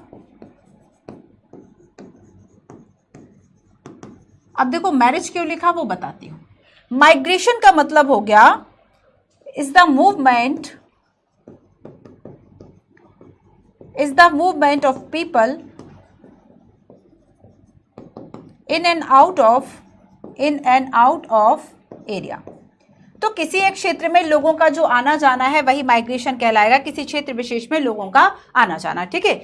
तो ये मूवमेंट, जैसे कि कुछ रिपोर्ट्स बताते हैं कि जब हम फीमेल्स की बात करेंगे स्पेशली, तो फीमेल्स का जो माइग्रेशन है वह ज्यादा होगा कंपैरिजन देन मेल। मेल का जो माइग्रेशन है 50% होगा एम्प्लॉयमेंट के लिए, और फीमेल का जो माइग्रेशन है वह 80-85% होगा मैरिज के लिए। आप देखेंगे कहीं एमपी के हैं, यूपी में पता चला शादी हो गई। तो यहाँ पर ज्यादातर, या फिर जरूरी थोड़ी है कि देखो ये माइग्रेशन में ये भी हो सकता है कि आप किसी एक सिटी से दूसरी सिटी चले जाएं, ये भी हो सकता है कि आप किसी एक स्टेट से दूसरे स्टेट चले जाएं, ये भी हो सकता है कि आप इंटरनेशनल बाउंड्रीज जो है वह क्रॉस कर लें, अब्रॉड चले जाए, विदेश चले जाए। तो यहाँ पर ये माइग्रेशन के कुछ टाइप्स होते हैं, माइग्रेशन के कुछ रीजंस होते हैं कि क्या पुश फैक्टर है, क्या पुल फैक्टर है, कौन से कारण ऐसे जो आपको वहां से धकेल रहे हैं कि नहीं भागो भागो वहां चले जाओ, कौन से ऐसे फैक्टर्स, कौन से ऐसी अपॉर्चुनिटीज जो आपको खींच रही हैं कि नहीं महाराष्ट्र चले जाओ, वहां ज्यादा काम है, मुंबई चले जाओ, मुंबई चलेगा मतलब हीरोइन बन गए। इस तरह की आप मूवीज देखते होंगे ना, या फिर दिल्ली चले गए, वहाँ पर इंडस्ट्रियल एरिया है। कल हमने इंडस्ट्रियल रीजन की बात की थी कि ज़्यादातर जो पॉपुलेशन है वह ज़्यादा इसलिए क्योंकि वह इंडस्ट्रियल रीजन है। माइग्रेशन के कई कारण हो सकते हैं, लोगों का आना जाना कई कारणों से हो सकता है, और जिसमें कि कुछ रिपोर्ट्स बताती है कि फीमेल्स में स्पेशली जो माइग्रेशन है केवल शायद 50 to 20% ही होगा, जो कि एजुकेशन या एम्प्लॉयमेंट इन सब जनरेशन के लिए होता है। अदरवाइज मैरिज ही ज़्यादातर एक कारण होता है फीमेल्स में। और यही तुलना अगर हम पुरुषों की कर ले तो ज़्यादातर जो पुरुष है 50% ऐसा होता है कि वह एम्प्लॉयमेंट के लिए माइग्रेट कर जाते हैं एक जगह से दूसरी जगह। अब एक और रेट हमें पढ़ना है, यूपीएससी ने पूछा हुआ था, याद रखना यूपीएससी ये सारे जो क्वेश्चन है वह पूछ चुकी है। प्राकृतिक वृद्धि दर, ये क्या होती है? प्राकृतिक वृद्धि दर, नेचुरल ग्रोथ रेट। प्राकृतिक वृद्धि दर, नेचुरल ग्रोथ रेट, स्टार लगा दूं, याद रहेगा, ठीक है। माइग्रेशन से भी क्वेश्चन आ चुका है। प्राकृतिक वृद्धि दर की जब हम बात करेंगे इसका मतलब क्या हुआ? इसका मतलब है जन्म और मृत्यु के बीच का अंतर, the difference between the birth rate and the death rate, है ना। Difference between the birth and death rate. तो इनके बीच का ये जो डिफरेंस है, इनके बीच का जो अंतर है, वही अंतर क्या होगा? प्राकृतिक वृद्धि दर, natural growth rate, natural growth rate. तो यहाँ पर ये पॉपुलेशन चेंज के हमने कुछ यहाँ पर जो कारण है वह देखे, ठीक है, क्लियर है। ज्यादातर आपको पता है इंटरनेशनल जो माइग्रेशन का, इंटरनेशनल अंतर्राष्ट्रीय स्तर पर जो प्रवास किया जाता है, उस प्रवास का एक अगर हम नेचर देखें, क्या उसका मेन इंपॉर्टेंट नेचर है, तो जो लेस डेवलपमेंट जो कंट्रीज हैं उससे आपका माइग्रेशन हो जाता है मोर डेवलप्ड कंट्री की तरफ, है ना। ऐसे देश मान लीजिए, ज़्यादातर अगर हम देखें कि अमेरिका में सबसे ज़्यादा प्रवासी कौन है, तो इंडिया का है। और इंडिया में भारत के लोग सबसे ज़्यादा किस देश में जाना पसंद करते हैं? अमेरिका में। सबसे ज़्यादा अगर आपको दिखेगा तो वो अमेरिका में ही दिखेंगे, है ना। तो यहाँ पर देखो कि माइग्रेशन के कुछ ऐसा नेचर है कि ये आप कुछ रिपोर्ट्स में देख लेते हैं। तो वर्ल्ड माइग्रेशन एक रिपोर्ट आती है, वर्ल्ड माइग्रेशन रिपोर्ट, जो कि 2022 में आई हुई थी। वर्ल्ड माइग्रेशन रिपोर्ट, देखो वर्ल्ड माइग्रेशन रिपोर्ट ये कहती है the international organisation for migration of UN, है ना। तो IOM जो है वह इस रिपोर्ट को पब्लिश करता है, वर्ल्ड माइग्रेशन रिपोर्ट। चलिए अलग से ही लिख देती हूं,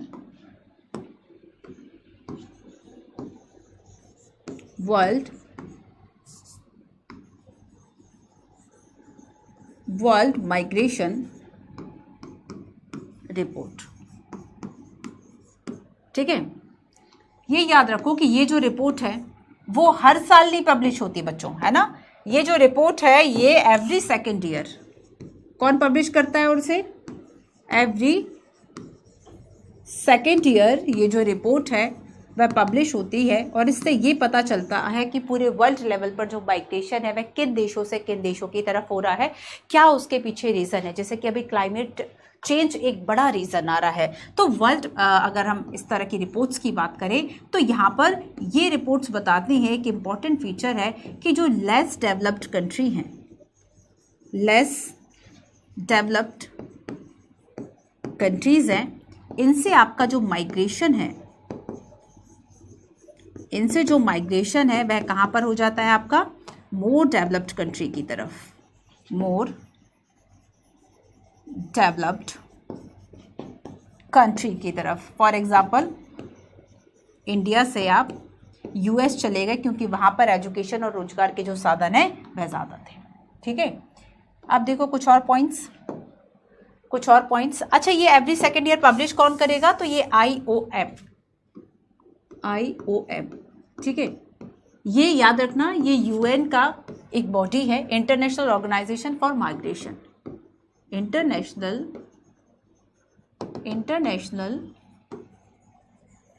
ऑर्गेनाइजेशन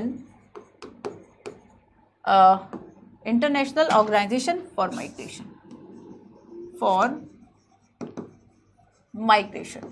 ये हर साल ये जो रिपोर्ट है, हर दूसरे साल, एवरी सेकेंड ईयर जो ये रिपोर्ट है वह पब्लिश करता है, ठीक है। साथ ही देखो इसमें कुछ आंकड़े बताए जाते हैं और इसमें ये बताया जाता है कि वर्ल्ड लेवल पर माइग्रेशन का जो एक तरीका या फिर जो फैक्ट है वह क्या है। ठीक है, चलो आगे हम देखते हैं कि इंडिया लेवल पर भी ऐसा रिपोर्ट है। आप मुझे क्वेश्चन कमेंट करके बताएंगे कि जो इंडिया का माइग्रेशन रिपोर्ट है ये किस मिनिस्ट्री के द्वारा, ये तो मैंने आपको बता ही दिया कि मिनिस्ट्री है कोई। इंडिया का जो माइग्रेशन का जो रिपोर्ट है ये कौन सा मिनिस्ट्री पब्लिश करता है, कौन पब्लिश करता है, कमेंट करोगे। ठीक है, चलो कुछ इसके फैक्ट देख लो बच्चों। इसमें ही यह बताया जाता है कि जो फीमेल माइग्रेशन है, फीमेल माइग्रेशन रेट ज़्यादा है, फीमेल माइग्रेशन जो रेट है या परसेंटेज है वो कैसा है, वह ज़्यादा है मेल माइग्रेशन रेट से। जब 49% जो मेल हैं वह एम्प्लॉयमेंट या रोजगार के लिए, एम्प्लॉयमेंट रोजगार के लिए जो है वह माइग्रेट कर जाते हैं, वही माइग्रेशन अगर हम फीमेल में देखें तो सबसे बड़ा रीज़न क्या होता है, शादी, है ना, मैरिज, जिसमें कि 80 नहीं 86% के आसपास तक जो वुमेन्स है वह माइग्रेट कर जाती हैं। आप कमेंट करके ये बताएंगे कि इंडिया का माइग्रेशन जो रिपोर्ट है वह कौन सा मिनिस्ट्री पब्लिश करता है। लास्ट टॉपिक आपका है कंपोजिशन पर हम बात करेंगे। हो गया, तो देखो हमने क्या क्या पढ़ लिया। पॉपुलेशन चेंज, पॉपुलेशन चेंज के 4 कारण, बर्थ, डेथ की बात कर ली, माइग्रेशन, और अच्छा एक और पॉइंट इसमें जो छूट गया था बच्चों कि मान लीजिए ये बर्थ है और ये डेथ है ना, अगर आप देख रहे हो कि डेथ जो है वह कम है और जो बर्थ रेट है अगर ये ज़्यादा है, तब क्या होगा, तब ऐसे में पॉपुलेशन बढ़ेगी, पॉपुलेशन जो है वह इंक्रीज होगी। So birth rate more than death, so population increase बढ़ेगी। ठीक है, देन हम देखेंगे नेक्स्ट कि अगर आपको अगर हम देखेंगे कि ये जो एरो है वह सीधा है, इसका मतलब बर्थ और जो डेथ रेट है वह एक जैसी है, समान है, यहाँ पर है ना, यहाँ पर तो देखो ऊपर नीचे था, तो यहाँ पर बर्थ और डेथ रेट अगर सेम है तो पॉपुलेशन एक तरह से स्थिर रहेगी। तो ये पॉपुलेशन हम देखेंगे ये स्टे रहेगी, ये सेम रहेगी, स्थिर रहेगी। अब देखो अगर बर्थ रेट कम है, अगर बर्थ रेट जो है ठीक है वह कम है और जो डेथ रेट है वह ज़्यादा है, तब पॉपुलेशन क्या होगी, आप देखेंगे कि जो काटा है वह नीचे की तरफ आ रहा है, मतलब तो death rate more then birth rate, तो यहाँ पर पॉपुलेशन जो है वह कम होगी, डिक्रीज होगी। ठीक है, समझ में आया। तो यहाँ पर इस तरह से भी जो क्वेश्चन है वह आ जाता है कि पॉपुलेशन कब बढ़ेगी, पॉपुलेशन कब बढ़ेगी। देखो इसके कारण क्या हो सकते हैं पॉपुलेशन बढ़ने के, ये हो सकता है या तो बर्थ रेट जो है वह ज़्यादा हो गई हो, लोग ज़्यादा पैदा होने लगे हों, या फिर एक कारण ये हो सकता है कि लोग उतने ही पैदा हो रहे थे जितने हो, मतलब जनरली वही रेट था, बड़ा घटा नहीं था, डेथ रेट कम हो गया था बिकॉज ऑफ हेल्थ केयर। जैसे कि अगर हम एक औसत आयु की बात करें भारत में जो लगभग अभी 67 के आसपास है, बट हमारा प्रयास है इंडिया का कि भारत की औसत आयु जो है वह 70 कर ली जाए, जापान की 70 प्लस है ना। तो यहाँ पर हम देखेंगे कि जो ये हम कहेंगे कि अगर ये बर्थ रेट जो है वह बराबर है, बर्थ रेट में बहुत अंतर नहीं आ रहा, फिर भी पॉपुलेशन बढ़ गई, इसका मतलब क्या है, 2 ही कारण हो सकते हैं, या तो डेथ रेट उसका कारण है या तो बर्थ रेट उसका कारण है। बर्थ रेट स्थिर है तो डेथ रेट ही कम हो गई होगी। अगर डेथ रेट ज़्यादा है, डेथ रेट ज़्यादा है, ठीक है, बर्थ रेट जो है वह वही हो रही थी, उसमें अंतर नहीं था, तब फिर क्या होगा, पॉपुलेशन कम हो जाएगी। दोनों लगभग स्थिर है तब भी। अब देखो इंडिया का अभी हम देखें कि इंडिया का जो पॉपुलेशन है वह थोड़ा सा स्थिर फेज में है। उसके पीछे जैसे कि अभी जो बच्चे दिल्ली में हो, अगर आप एक कमला मार्केट साइड तरफ घूमने गए हैं जहाँ पर वो आर्थिकी एक सांख्यिकी संगठन है, विभाग है, तो वहाँ पर बाहर एक बहुत बड़ा सा बोर्ड लगा रहता है जिस पर ब्लिंक करता रहता है कि अब हमारे देश की जनसंख्या कितनी है ना, शायद सांख्यिकी संस्थान है यहाँ पर। तो मैं लास्ट टाइम जब निकली थी तो वहाँ पर 142 जो है वह शो हो रहा था, 142 करोड़ है ना। तो यहाँ पर ये जो 142 करोड़ अगर सरकार का जो संस्थान 142 करोड़ शो कर रहा है कि अभी जनसंख्या इतनी है, तो हमारी जनसंख्या का अभी जो एक हम ये कहें कि क्या पैटर्न है, क्या बर्थ रेट कैसी है, डेथ रेट कैसी है, ये जानना बहुत ज़रूरी है। तो जनसंख्या उतनी तेज़ी से नहीं बढ़ रही जितनी तेज़ी से हमारे यहाँ हरित क्रांति और इन सब के बाद जो जनसंख्या वो लगभग डबल हो गई थी उन 20-30 सालों में। जब अंग्रेज गए सुखी हो गए लोग, है ना। हरित क्रांति, ग्रेट रेवोल्यूशन, व्हाइट रेवोल्यूशन, ये सारी दुग्ध क्रांति और हरित क्रांति सब होती हैं। अनाज और सारी चीज़ें की आवश्यकताओं की पूर्ति होगी, सरकार की नीतियाँ थी, ठीक हो गए लोग। तो यहाँ पर जनसंख्या बहुत तेजी से बढ़ी थी उस समय में। तो देखो जनसंख्या का भी हम जो पैटर्न देखते हैं कि डेथ रेट जो है वह थोड़ी कम हो गई है पहले की तुलना में, ठीक है। जैसे मदर मोर्टेलिटी रेट की हम बात करें तो ये भी कम हो गई है। बच्चों की अगर हम रेट की बात करें, पहले जो बच्चे वह बहुत, मान लीजिए आज अगर आप दादी नानी उनसे पूछेंगे कि उनके कितने बच्चे थे, हो सकता है दर्जनों बच्चे हों, क्योंकि उस वक्त जो है किसी तरह का प्रिकॉशन और बाकी सारी चीज़ें नहीं थी। तो यहाँ पर देखो परिवार नियोजन, फैमिली प्लानिंग, ये सारी बात 1980s के बाद आती है ना। तो उस वक्त तक जैसे कि अगर दादी नानी की से आप आज भी पूछेंगे ना, या फिर आपके जो पेरेंट्स हैं अगर आप उनके सिस्टर ब्रदर की संख्या पूछेंगे तो वो आपको ठीक ठाक मिलेगी। तो यहाँ पर देखो कि उस वक्त जो है वो डेथ रेट भी कैसी थी, ज़्यादा थी। कि मान लीजिए किसी के 12 बच्चे थे, 4 जो है डेथ कर गए, 8 बचे हुए हैं, ठीक है। अभी हम देखेंगे कि अभी ज़्यादातर एक आप देखेंगे कि लगभग एक महिला लगभग 2 से 3 बच्चों के आसपास एक जो एवरेज है वह चल रहा है, अभी ये एवरेज चल रहा है, ठीक है। आप सेंसस 2011 उठा के देखेंगे तो उसमें प्रजनन और ये सारे जो आंकड़े आपको मिल जाएंगे।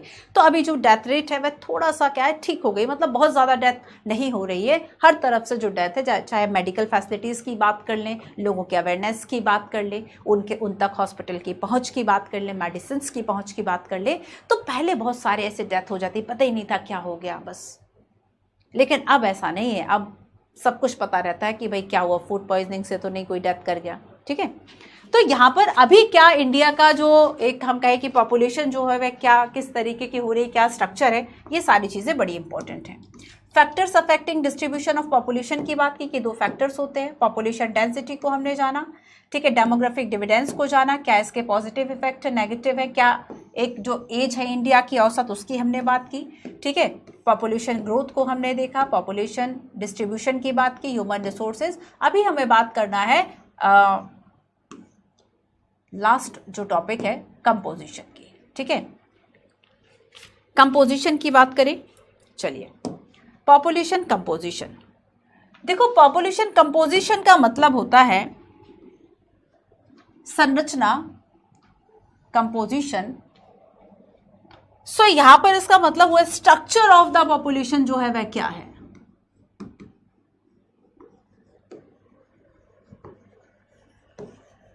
स्ट्रक्चर ऑफ द पॉपुलेशन, ठीक है।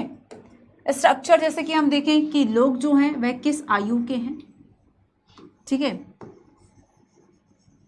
Gender, sex. इसमें नेक्स्ट हम देखें लिटरेसी लेवल क्या है, साक्षरता का स्तर क्या है, ठीक है। हेल्थ एंड इनकम लेवल की हम बात करें,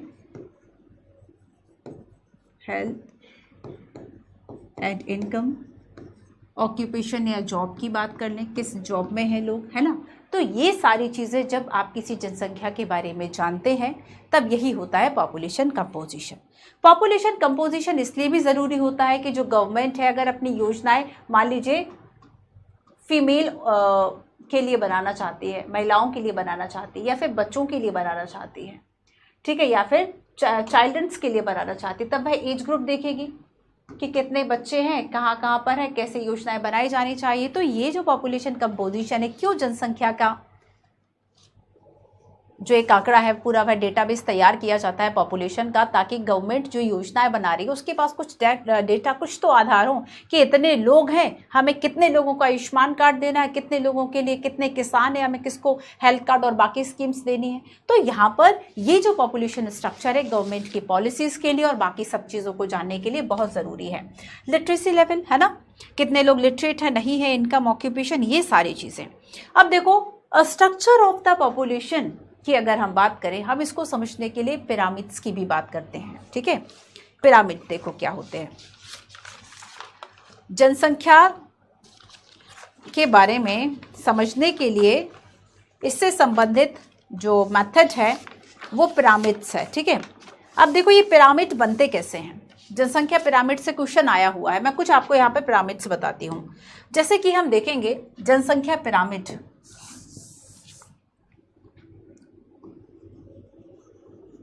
एज एंड सेक्स पिरामिड भी कहा जाता है। ठीक है, देखो जैसे कि एज हो गया आपका, तो देखो पिरामिड्स जो है वह आखिर जनसंख्या से संबंधित वह बनाए कैसे जाते हैं इसको हम समझ लेते हैं। ठीक है, तो देखो पिरामिड से जो है वह जनसंख्या का स्ट्रक्चर की एज और सेक्स जो है वह पता चल जाता है। एज और सेक्स पिरामिड्स भी इसको कहा जाता है। एज और सेक्स जनसंख्या पिरामिड्स है ना, कुछ इसके टाइप्स होते हैं। इसको एक तरफ देखो ये एज होती है, अब एज में क्या होगा, एक तरफ मेल एक तरफ फीमेल, है ना। अब इसमें समझो कि यहाँ पर जब हम एज की बात करेंगे तो यहाँ पर सबसे नीचे से शुरू करेंगे तो चाइल्ड एज होगी। ठीक है, फिर उसके बाद यंग और सबसे टॉप पर फिर एल्डर, बुजुर्गों की बात करेंगे। तो देखो जैसे कि चाइल्ड की जब हम बात करेंगे, मान लीजिए ठीक है, ये यहाँ पर चाइल्ड्स जो हैं, बच्चों की जो बर्थ रेट है वह ज़्यादा है। ठीक है, चाइल्ड पॉपुलेशन ज़्यादा है। फिर यंग पर आए तो थोड़ी सी कम हो गई, यंग पर आए तो कम हो गई, और ऊपर हम चले गए, देखो ये दोनों की तरफ है, फीमेल और मेल की तरफ। हो सकता है फीमेल की तरफ जो है वह कभी थोड़ा कम हो कभी थोड़ा ज़्यादा हो, जिससे कि हम सेक्स रेशियो जो है वह भी निकाल लेते हैं। तो यहाँ पर देखो ऊपर तक जाते जाते बुजुर्गों की संख्या जो है वह कम हो जाती है। ठीक है, तो इस तरीके से जो पिरामिड है वह बन गया, समझ गए। अब जब पिरामिड कुछ ऐसा हो बच्चों, ठीक है, कि उसका जो बेस है वह चौड़ा हो, ऊपर की तरफ जो है वह ऐसे सकरा होता चला जाए, तो ये जो पिरामिड है ये बताता है कि यहाँ की जो पॉपुलेशन है वह कैसी है, ग्रोथ कर रही है। ठीक है, क्योंकि बेस चौड़ा है मतलब बच्चे पैदा ज़्यादा हो रहे हैं। ठीक है, तो यहाँ पर ठीक है कि चाइल्ड एज जो है वह ज़्यादा है, फिर यंग है उससे कम, और उसके बाद बुजुर्गों तक जाते जाते ऊपर जो टॉप है वह इसका नैरो हो जाता है। तो यहाँ पर ये इस तरह का जो पिरामिड है वह रैपिड ग्रोथ को दिखाता है। इस तरह का जो पिरामिड है वह रैपिड ग्रोथ को दिखाता है। ठीक है, आगे देखो सेकंड पिरामिड्स की हम बात करते हैं। सेकंड पिरामिड अगर हम देखेंगे, ये पिरामिड, इन पिरामिड्स को हम एज एंड सेक्स पिरामिड भी कहते हैं। ठीक है, ये पहला हो गया। दूसरा पिरामिड देखो, जैसे कि हम ऑस्ट्रेलिया की जनसंख्या का समझते हैं। ठीक है, एज एंड सेक्स आपको समझ में आ गया है ना, कि हम पहले चाइल्ड फिर यंग एंड फिर बाद में एल्डर। तो यहां पर देखो बच्चों कि मान लीजिए जो पिरामिड है उसमें बहुत ज्यादा अंतर नहीं समझ में आ रहा। अंतर तो है बट बहुत ज्यादा अंतर नहीं। जैसे इसमें अंतर एकदम, एक तो इस तरह का अंतर हो गया। ठीक है, दूसरा जो पिरामिड है वह कुछ इस तरह का है, कुछ इस तरह का है, तो इनके बीच का जो अंतर है, ठीक है, वो कम है। तो यहाँ पर अगर पिरामिड जो है वह कुछ इस तरह का बन रहा है, मेल फीमेल है ना, और यहाँ पर आप जो है वह एज ग्रुप देख लें, तो यहाँ पर हम देखेंगे बच्चों कि ये स्लो ग्रोथ को बताता है। ये स्लो ग्रोथ को बताता है, मतलब इसका जो बेस है वह उतना ज्यादा ब्रॉड नहीं था जितना कि पहले वाले का था। तो ये सेकंड हो गया। फॉर एग्जांपल हम ऑस्ट्रेलिया की बात करें तो ये ऑस्ट्रेलिया का पिरामिड कुछ इस तरीके से बनता है, क्योंकि ऑस्ट्रेलिया की जो ग्रोथ है वह स्लो ग्रोथ में देखा जाता है। फिर हम देखें कहीं कहीं क्या होती है बच्चों, जीरो ग्रोथ होती है। ठीक है, जो पिरामिड है, ठीक है, वह कुछ इस तरह का होता है, ज्यादा उसमें जो फर्क है वह समझ में नहीं आता। ठीक है, समझ में तो आ रहा है, हाँ, ऐसा नहीं कि टॉप चौड़ा हो जाएगा, ये नहीं होगा कि जो टॉप है वो बहुत ज्यादा ब्रॉड हो जाए, ये थोड़ा सा तो इससे नैरो होगा, बट वो जो पिरामिड है वह कुछ इस तरह का है। तब हम यहाँ कहेंगे कि इसकी जो ग्रोथ है वह कैसी है, जीरो ग्रोथ वाले हैं, ये जीरो ग्रोथ वाले हैं। ठीक है, और आगे हम देखेंगे कि कभी कभी क्या होता है, एक चौथा जो पिरामिड हम देखते हैं वो होगा आपका नेगेटिव ग्रोथ का।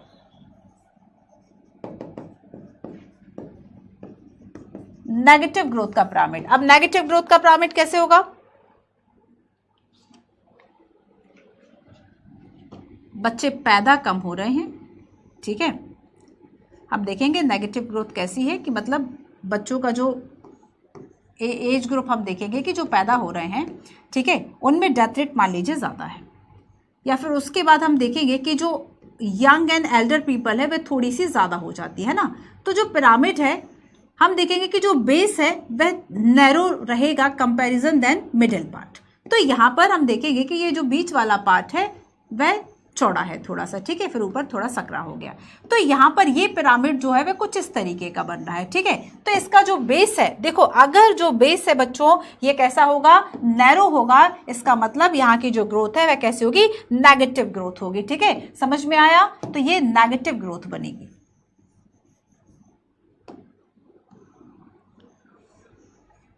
ठीक है, मान लीजिए पिरामिड जो है वह कुछ इस तरह का, समझ गए। अब देखो अब हम बात करेंगे इंडिया के पिरामिड्स के। आई होप आप ये पिरामिड समझ गए होंगे कि किस तरह का जो ग्रोथ है वह होगा। अब हम इसमें कुछ स्पेशली बातें समझते हैं इंडिया के बारे में और बाकी सब।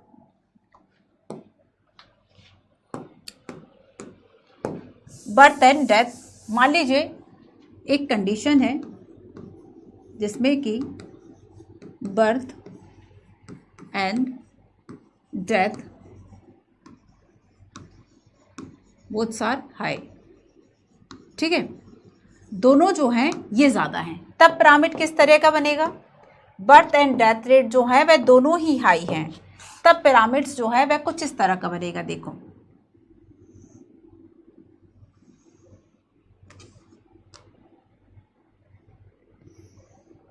ठीक है, तब जो पिरामिड है वह कुछ इस तरह का बनेगा। ये आपका एज ग्रुप हो गया, मेल फीमेल। तो पिरामिड कैसा होगा कि यहां पर जो ब्रॉड है, ठीक है, broad at the base, broad at the base मतलब जो आधार है वह विस्तृत होगा।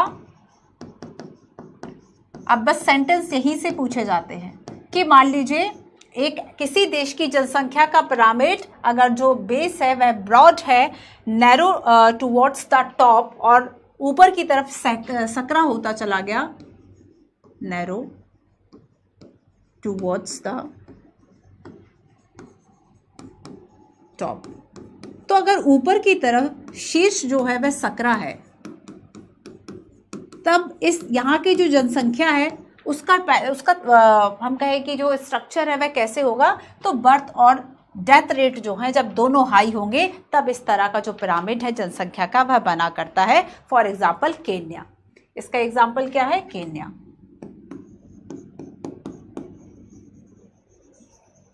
ठीक है, सेकंड हम बात करेंगे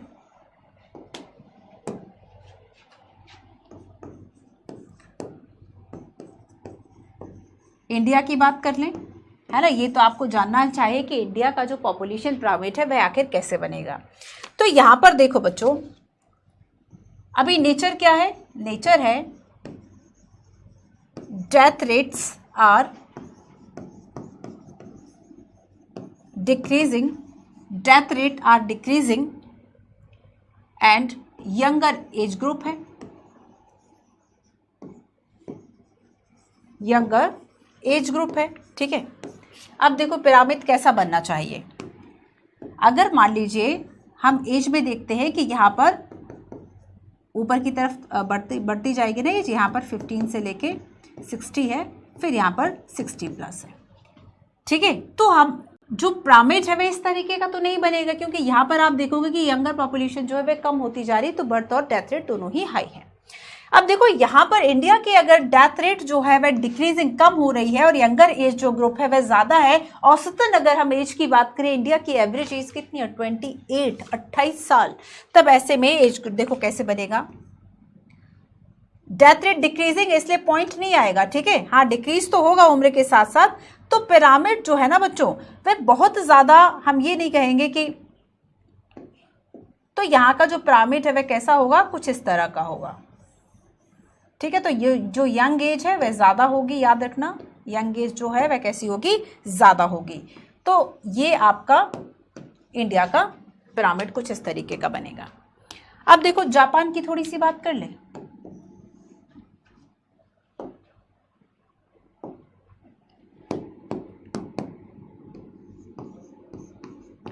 आपको पता है कि जापान की ज्यादातर जो जनसंख्या है, जो एज स्ट्रक्चर की अगर हम बात करेंगे, तो वहां पर अब एल्डर और जो एज वाले जो बुजुर्ग हैं वो ज्यादा हो गए हैं। तो जापान का जो अभी लो पॉपुलेशन स्ट्रक्चर है, तो लो बर्थ है, यहाँ पर जन्म दर जो है वह काफी कम है, लो बर्थ रेट है ना, और इसके अलावा डेथ रेट भी यहाँ पर कम है। Death rate because of health facilities decrease, death rate है ना। तो पिरामिड कैसे बनेगा कि जो बेस है, जन्म ज्यादा बच्चे ले नहीं रहे हैं, जन्म ज्यादा बच्चे ले नहीं रहे हैं, तो यहां पर हम देखेंगे कि जो बेस है ना इसका वो चौड़ा नहीं होगा, ठीक है। बाकी हो सकता है कि ऊपर जो है वह इस तरीके का, और डेथ रेट भी पॉइंट पे नहीं जाएगी, तो यहां पर कुछ इस तरीके का होगा पिरामिड जो है, ठीक है। तो यहां पर याद रखना आपको कि इसका जो बेस है वह कैसा होगा, चूंकि लो बर्थ रेट है इसलिए आपको याद रखना है कि इसका जो बेस है वह बहुत ज्यादा चौड़ा नहीं होगा, और जो चूंकि डेथ रेट जो है वह कम हो रही है, कम है यहाँ की, इसलिए यहाँ पर इस तरह का जो पॉइंट है वह नहीं आएगा, ठीक है। आया समझ में? तो ये कुछ ऐसे पिरामिड्स हैं जो किसी भी कंट्री का जो स्ट्रक्चर है, पॉपुलेशन स्ट्रक्चर है, कंपोजिशन है, वह बताते हैं। आज की ही क्लास में आपको कमेंट करना है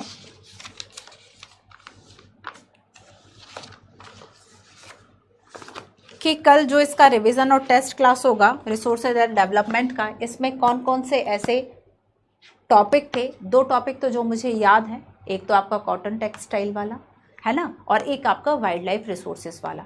इसके अलावा भी अगर आपको लगता है हाँ जो क्रॉप पैटर्न है वो भी मैं थोड़ा सा बता दूंगी आपको, है ना। इंपॉर्टेंट जो क्रॉप्स है उसकी भी हम बात कर लेंगे। आओ एक्सरसाइज भी देख लें।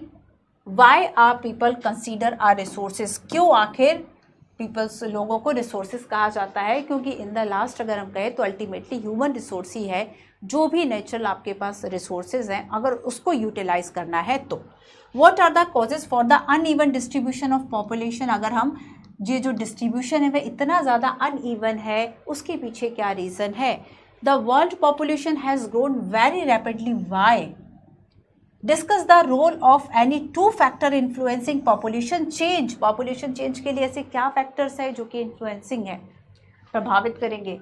What is meant by population composition? Population composition का मतलब क्या है? अगर आपको इंडिया की population composition को लिखना होगा तो आपको बताना होगा उसका age structure, gender, sex ratio, literacy rate, है ना, ये सारी चीज़ें आप बताएंगे। ऑक्यूपेशन, कितने लोग एग्रीकल्चर, कितने लोग सेकेंडरी टर्शियरी सेक्टर्स में, उसका percentage. What are population pyramids, क्या होते हैं population pyramids? How do they help in understanding about the population of country? समझ में आ गया लास्ट में जो हमने पिरामिड्स की बात की थी, है ना। क्लियर है? तो यहां पर देखो समझ में आ गया। इसमें भी कुछ अगर आपको लग रहा है कि नहीं समझ में आया, मैं एक बार और बता दूं तो कल की क्लास में बता दूंगी, बट कमेंट आज ही कर देना। सो देखो इसमें हमने रिसोर्सेज की बात की, land, soil, water, natural vegetation, wild life resources की बात की, तो वाइल्ड लाइफ रिसोर्सेज कल होगा, ठीक है। एक तो ये टॉपिक हो गया, और दूसरा टॉपिक ये आपका कल जो लाइव होगा टेस्ट एंड रिवीजन। कल आपका test and revision class live होगा, है ना, शाम में ही कर लेंगे क्लास को 7 PM। और यहां पर देखो वाइल्ड लाइफ रिसोर्सेज और इंडस्ट्रीज में आपका कॉटन टेक्सटाइल बचा हुआ है, कॉटन टेक्सटाइल, ठीक है। इसके अलावा भी कोई टॉपिक है क्या तो आज कमेंट कर देना, मैं देख लूंगी। आपके जो डाउट्स हैं आज आप कमेंट कर देना, ठीक है। कल की क्लास में डिस्कस कर लेंगे, बाकी लाइव क्लास में भी ले लेंगे कुछ बच्चों के जो भी डाउट्स हैं। चलिए, तो आज की क्लास में हमने ह्यूमन रिसोर्सेज की बात की, distribution of population, density of population, factor affecting. अगर आपको ऐसा लग रहा है कि डिस्ट्रीब्यूशन ऑफ पॉपुलेशन या फिर डेंसिटी ऑफ पॉपुलेशन समझ में नहीं आया, कमेंट कीजिए, बता देंगे कल। ज्योग्राफिकल या सोशल एंड कल्चरल जो है इकोनॉमिक फैक्टर्स हैं, population change, pattern of population change, और जो पिरामिड्स हैं, जनसंख्या पिरामिड्स है, उसकी भी हमने बात की, ठीक है। चलिए, तो आज की क्लास में इतना ही, मिलते हैं हम अपनी नेक्स्ट क्लास में। तो सभी बच्चे नोट्स बनाते रहें, प्रॉपर रिवाइज करते रहें। अगर आपने अपनी प्रिपरेशन स्टार्ट नहीं की है, एक स्टूडेंट का कमेंट था, देखो क्लासेस अगर डेली देखोगे तो आप सभी के कमेंट्स भी डेली देखे जाते हैं, डेली बेस पर मैं खुद भी देखती हूँ हर एक क्लास के कमेंट। एक स्टूडेंट का कमेंट था जिसने ये लिखा हुआ था कि मैंने अभी प्रिपरेशन स्टार्ट की है, बट फाउंडेशन जो बैच है उसको काफ़ी समय हो चुका है, तो आप फाउंडेशन बैच को ही ज्वाइन कर लें। अभी जो है ऐसा कुछ नहीं होगा कि जो अपकमिंग आपका बैच है वो बहुत जल्दी नहीं आने वाला है ना, और ऐसा नहीं कि कुछ भी चेंज हो रहा है। रिसोर्सेज या फिर पॉपुलेशन अगर आज हमने पढ़ा है तो ये आपको नेक्स्ट बैच में भी पढ़ना होगा। इम्पॉर्टेंट जो चैप्टर हैं वे नहीं अलग होते हैं, और अगर एक स्टूडेंट का ये भी कमेंट था कि क्या एनसीईआरटी हर बार अपडेटेड होती हैं? अपडेटेड होंगी तो एक का चैप्टर इधर उधर होता है, और जो चैप्टर इधर उधर होता है मान लीजिए वो किसी और चैप्टर के साथ जोड़ दिया गया, तो यहाँ पर बहुत ज़्यादा चेंजेस नहीं देखे जाएंगे। ठीक है, तो जो स्टूडेंट ऐसे जिन्होंने अभी से स्टार्ट किया है वीडियोस को देखना, तो स्टार्टिंग से सारी वीडियोस देख लो, उसके बाद जो है कोई बात नहीं, थोड़ा सा कभी 2 वीडियो कभी 3 वीडियो कर लिया, अभी स्टार्टिंग से फर्स्ट वीडियो से ही कवर करो, क्योंकि शुरुआत के वीडियोस में आपको बहुत आसानी से धीरे धीरे लेकर जाया गया है। ठीक है, अभी के जो वीडियोस हैं इसमें थोड़ा सा एक्स्ट्रा आपको बताया जाता है, बीच आंसर राइटिंग भी कराई जाती है, करंट अफेयर भी बताया जाता है। तो स्टार्टिंग के वीडियोस में बहुत बेसिक है, तो शुरुआत से आप देखें। उसके लिए जिन बच्चों ने स्ट्रैटेजी का पोर्शन पूछा है कि जो स्ट्रैटेजी आपसे डिस्कस की गई थी कि आपको फुल ईयर की स्ट्रैटेजी बनानी है, कैसे आपको प्रिपेयर करना है, कितना स्टडी करना है, उसमें भी अगर 1 मंथ आप पीछे हैं तो आप ऐसे कोशिश कर लें। 24 में आपको एग्ज़ाम देना है मान लीजिए, है ना, तो एक स्टूडेंट था जिसके पास समय था तो उसने पॉलिटी के लिए 45 डेज दिए, आप 30 दे दो, बस इतना ही हो सकता है।